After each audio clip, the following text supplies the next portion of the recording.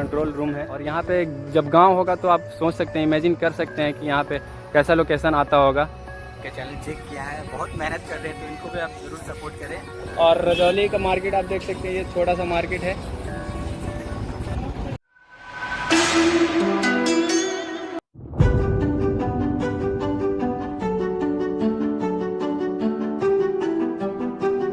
तो गाइज यहाँ पे आने के लिए सबसे पहले आपको बता दें कहाँ कहाँ उतरना पड़ेगा। तो दोस्तों गया जंक्शन से बाहर निकलने के बाद आपको ऑटो लेना है और ऑटो से आपको फतेहपुर बस स्टैंड आना है, जहाँ पे फतेहपुर के लिए बस आती है। और फतेहपुर से आपको दूसरा बस लेना है जो कि रजौली आती है, और रजौली से आपको ऑटो या टोटो के जरिए आप यहाँ पे आ सकते हैं। तो गाइज अभी हम 3 घुमक्कड़ के फैयाज भाई से मुलाकात करवाते हैं। तो ये रहे हैं फैयाज भाई, आप लोग वीडियो देखिए, काफ़ी अच्छी वीडियो बनाते हैं ये लोग भी, और भाई भी बहुत अच्छी वीडियो बनाते हैं। मैंने इनका चैनल चेक किया है, बहुत मेहनत कर रहे हैं, तो इनको भी आप ज़रूर सपोर्ट करें।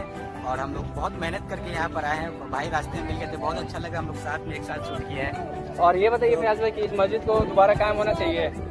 हम तो यही चाहेंगे ज़रूर कायम होनी चाहिए कि यहाँ पे आस पास लोग आएँ और इसको तामीर करें इसको। जी, जो लोग भी यहाँ घूमने आ रहे हैं सभी का यही कहना है कि ये मस्जिद को फिर से तामीर किया जाए। गाइस अभी हम हैं फुलवरिया डैम में, जो अभी इससे पहले वाला वीडियो आप लोगों ने जो देखा मस्जिद का, और डैम यही है, आप लोकेशन देख सकते हैं। और ये कंट्रोल रूम है इस डैम का, और चारों तरफ का आप नज़ारा देख सकते हैं, कितना प्यारा नज़ारा आ रहा है। अभी बैक कैमरा से आपको दिखाते हैं सारा लोकेशन।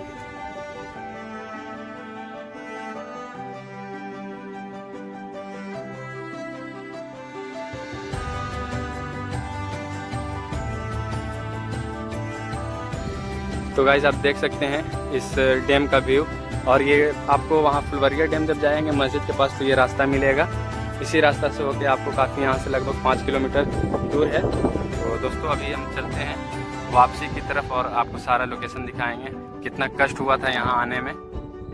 दोस्तों इस डैम का आप साइज़ देख सकते हैं, काफ़ी बड़ा है, और यही डैम 1984 में बनाया गया था, जिसके कारण वहाँ पे जितने भी सारे लोग थे, गांव जो बसाया गया था, इसी कारण वहाँ पे मस्जिद डूब चुकी थी। और बगल में आप पहाड़ देख सकते हैं, पहाड़ के ऊपर बादल। तो दोस्तों यही है मुकेश भाई, जो कि हम लोग को रजौली से करीब 12 से 15 किलोमीटर पड़ता है, और यही हम लोग को घुमाने लेकर के आए हैं अपने टोटो से। काफ़ी इनका एहसान हुआ इस वीडियो को शूट करने में, काफ़ी साथ दिए हैं। तो गाइस हरदिया डैम मस्जिद जाने के लिए सारे रास्ता का सामना करना पड़ेगा। बगल में जंगल आप देख सकते हैं, काफ़ी घना जंगल है।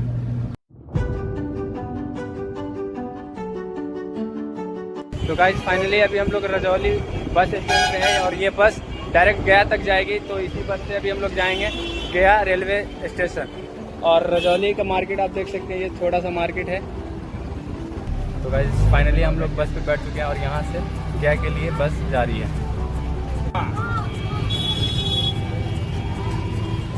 तो गाइस फाइनली रजौली से 1.5 घंटा बस पे बैठने के बाद अभी हम लोग पहुँचे हैं फतेहपुर, जो कि आने में 1.5 घंटा लग गया। और फतेहपुर से अब इस बस पे जाएंगे जो कि गया तक जाना है।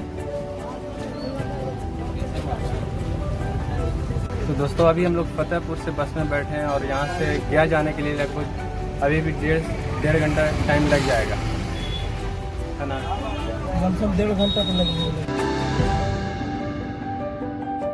तो गाइस अभी हम लोग गया पहुँचने वाले हैं, उससे पहले एक रेलवे फाटक है, और यहाँ पे अभी मालगाड़ी क्रॉस कर रही है, देख सकते हैं। और इधर भीड़ लगा हुआ है।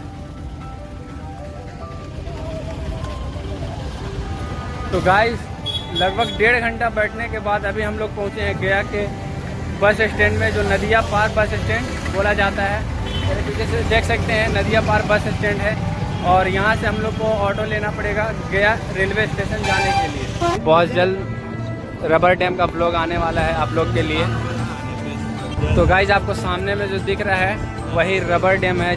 3 से 4 घंटा का सफ़र करके अभी हम लोग गया रेलवे स्टेशन पे पहुँचे हैं, और यहाँ से भी अभी अनुग्रह नारायण जाने के लिए 1 घंटा ट्रेन लेट है। तो अभी हम फ़िलहाल आपको गया रेलवे स्टेशन का लोकेशन दिखा रहे हैं। तो गाइस फाइनली अभी हम लोग स्टेशन के अंदर आ चुके हैं, और आप पैसेंजर का भीड़ देख सकते हैं, काफ़ी ज़्यादा है चारों तरफ। ट्रेन अपने टाइम पे यहाँ से खुल रही है गया रेलवे स्टेशन से, और आप देख सकते हैं पैसेंजर का संख्या। गाइस फाइनली अभी जाकर हम अपने स्टेशन पे पहुँचे हैं, और आपको बता दें कि इस वाले ब्लॉग के लिए बहुत ही ज़्यादा टफ रास्ता था, क्योंकि सुबह 4 बजे से निकले हैं और अभी जा कर के 8 बजे हम लोग घर रिटर्न वापस हो रहे हैं। तो दोस्तों इस ब्लॉग को बस यहीं पे एंड करेंगे और मिलेंगे फिर से आप सबको एक अच्छे ब्लॉग पे अच्छे लोकेशन के साथ।